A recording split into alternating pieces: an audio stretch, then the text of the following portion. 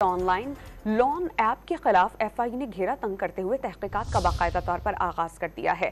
F I A cyber crime circle Rawalpindi کی team متاثرہ شہری کے گھر پہنچ گئی۔ اس پر ہم بات کرتے ہیں ڈان نیوز کے رپورٹر طاہر نصیر سے۔ طاہر، بتائیے گا ان کے خاندان سے بات چیت ہوئی ہے ایف آئی اے حکام کی؟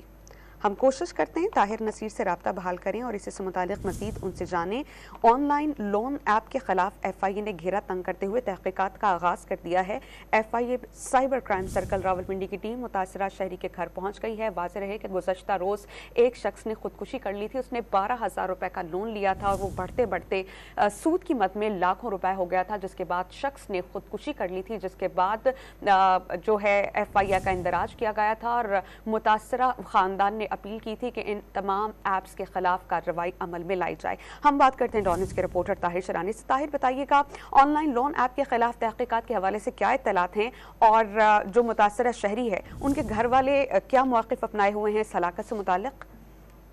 جی دیکھیں، یہ 42 سالہ ایک شخص ہے محمد مسعود، جس نے گزشتہ روز خودکشی کی تھی اور اس نے آن لائن ایپ جو ہے اس سے 7,000 روپے پہلے لون لیا اور کرتے کرتے یہ لون لاکھوں روپے میں ہو گیا۔ جو اس متوفی کی اہلیہ ہے اس کا کہنا ہے کہ 8 لاکھ روپے ہم واپس بھی ادا کر چکے ہیں، لیکن ابھی بھی سود پر سود دینا پڑ رہا ہے، جس پر تنگ آ کر 42 سالہ 2 بچوں کے باپ نے خودکشی کر لی ہے۔